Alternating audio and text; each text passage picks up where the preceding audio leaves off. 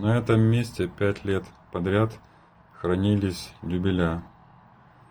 Южная сторона вроде бы как затененная. Прозрачная коробочка от Винчестера, и тут дюбеля.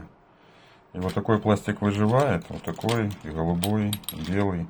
А вот этот, похожий на филамент, не выживает. То есть он так крошится. Вот так. Все. Распадается просто на глазах.